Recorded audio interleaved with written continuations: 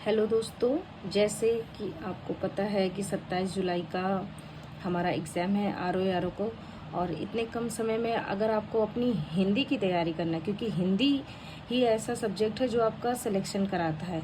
तो हिंदी में आप जैसे तैयारी करेंगे, अगर 60 नंबर, तो लोग 60 नंबर भी ले आते हैं, 55 प्लस नंबर भी ले आते हैं, और इसी से ही उनका सिलेक्शन होता है। और इतने कम समय में अगर आपको तैयारी करना है तो आप ये घटना चक्र की PYQ लगा सकते हैं। ये बहुत ही अच्छी बुक है, मैं भी लगा रही हूँ। और इसको लगाने का बहुत ही अच्छा तरीका है कि आप अपना पहले सिलेबस देखिए। इसमें पूरा सिलेबस दे रखा है, PT और मेंस में क्या क्या है। तो हमारा आर में हिंदी में 6 ही टॉपिक्स हैं, जिसमें विलोम है, अनेक शब्द हैं, विशेष विशेषण है, वाक्य है, तत्सम है और पर्यायवाची। यानी 10-10 नंबर के 60 नंबर के ये आएंगे। उसके बाद अगर आपको 60 नंबर की तैयारी करनी है तो सिर्फ आप इस बुक से भी, मुझे जहाँ तक लगता है कि आप 55 नंबर भी ला सकते हैं। और इस बुक को मतलब अच्छे से पढ़ लो और रट लो। और आर में हिंदी में अधिकतर जो PYQ होते हैं, प्रीवियस ईयर्स के क्वेश्चन होते हैं, वो रिपीट होते हैं। जैसे कि आप यहाँ पे देख भी सकते हैं, जैसे प्राची है, तो ये सारे आगे भी मिलते हैं हमें। तो मतलब इसमें काफ़ी ज़्यादा रिपीटेशन क्वेश्चन भी आते हैं। तो अगर आपको आर देखना है हिंदी के लिए स्पेशली, तो हिंदी के लिए स्पेशली आप इस बुक को प्रेफर कर सकते हैं। और मैं तो आपको एक बात बताऊं कि आप अपना एक पहले ये खोलिए चैप्टर, और उसके बाद देखिए जो जो आपको आ रहा है, ठीक है। जो नहीं आ रहा है आप एक पेन कॉपी रखिए और उसमें अपना लिखते जाइए, नोट्स रफली बनाते जाइए। तो इससे क्या होता है कि जो आपको नहीं आ रहा है या जो आपको लग रहा है कि नहीं मेरे से नहीं हो पाएगा, तो उसको लिख लीजिए। इससे क्या होता है, आपको लंबे टाइम के लिए याद भी हो जाएगा और आपकी शॉर्ट नोट्स भी तैयार हो जाएगी। प्लस आप जो हिंदी में अशुद्ध वर्तनी आता है वो भी लिखने में आपको दिक्कत नहीं होगी, उसकी भी प्रैक्टिस होती रहेगी। तो मैं तो ऐसे पहला चैप्टर खोली हूँ, उसके बाद मैंने रफली ऐसे ही नोट्स बनाने लगी हूँ। विलोम का मैंने ऐसे ही बना लिया है। तो आप भी अपना मतलब ऐसे पढ़ते जाइए और उसके बाद अपनी ऐसे नोट्स बनाते जाइए। विलोम शब्द का जो आपको समझ में आ रहा है आप बना दिए। उसके बाद देखिए, ये तो क्योंकि ये रिपीटेशन क्वेश्चन है और टाइम कम रहेगा, आपको रिवीजन करना होगा, तो आप ऐसे नोट्स बना लेंगे तो आपको रिवीजन करने में भी टाइम कम लगेगा और इसको दोबारा पढ़ने की ज़रूरत नहीं रहेगी। उसके बाद घटना चक्र में इतना क्वेश्चन देने के बाद ये लोग ऐसे भी मतलब दिए हैं, तो आप इतना, ये आपका पीछे का हो जाएगा लिखा हुआ, प्लस ये हो जाएगा, तो ये जल्दी रिवाइज हो जाता है, रिवीजन अच्छे से हो जाता है।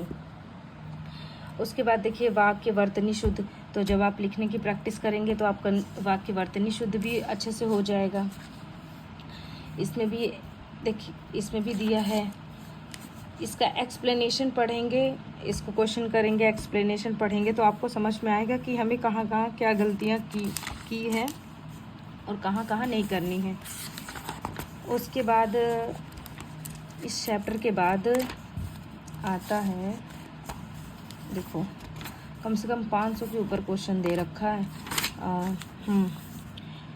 550 के आसपास क्वेश्चन है वर्तनी अशुद्ध का। उसके बाद देखो अध्ययन सामग्री खंड में अशुद्ध वाक्य शुद्ध वाक्य देखिए। तो इसमें क्या है कि आप कोशिश करिए शुद्ध वाक्य ज़्यादा पढ़ने की, अशुद्ध वाक्य कम पढ़िए, क्योंकि इससे माइंड में रह जाता है।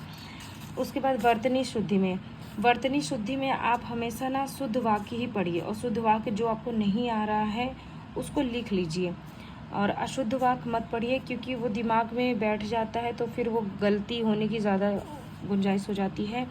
इसलिए आप शुद्ध वाक्य ही देखिए और शुद्ध वाक्य को ही लिखिए। जैसे यहाँ पे प्रमाणिक है तो आप ये देखिएगा, बाकी ये सब देखिए क्या है क्या नहीं है। अगर इसके बाद देखिए इसमें ऐसे दिया होगा शुद्ध अशुद्ध करके, ये तो आपको ये साइड का नहीं देखना है, आपको ऐसे रख लेना है। उसके बाद आपको इधर साइड का पढ़ना है।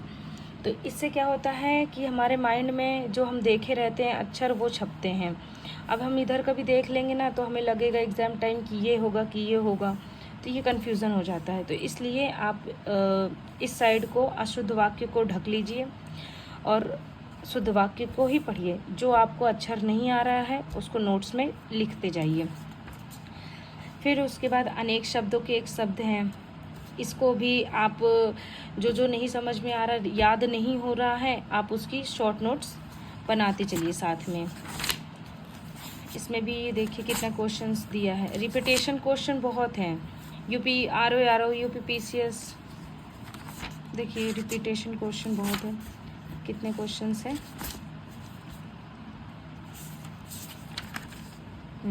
350 के आसपास क्वेश्चन दिए हैं।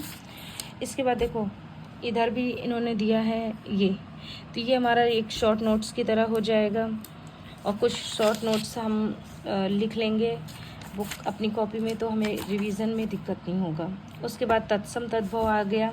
तत्सम तद्भव भी इसमें पढ़ते जाइए, नोट्स बनाते जाइए, पढ़ते जाइए, नोट्स बनाते जाइए। इतने ही क्वेश्चन एग्ज़ाम टाइम आप पढ़ लेंगे, मुझे लगता है कि 55+ क्वेश्चंस हमारे अच्छे सॉल्व हो जाएंगे।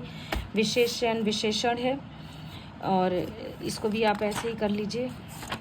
लास्ट अध्ययन सामग्री पर्यायवाची भी आप लिख के याद करेंगे तो मुझे लगता है जल्दी याद हो जाता है, क्योंकि मैं लिख के याद कर रही हूँ तो मुझे ऐसा फील हो रहा है कि लिखने से जल्दी याद होगा, क्योंकि एक बार जो लिख लिया वो दिमाग में छप जा रहा है। और हिंदी तो रट के ही जाना पड़ेगा एग्ज़ाम में, तो हिंदी पे आप अच्छी कमांड करने के लिए बहुत कम समय में आप इस बुक को प्रेफर कर सकते हैं। अगर आपको वीडियो अच्छा लग रहा है तो आप वीडियो को शेयर करिए और चैनल को सब्सक्राइब करिए। Thank you.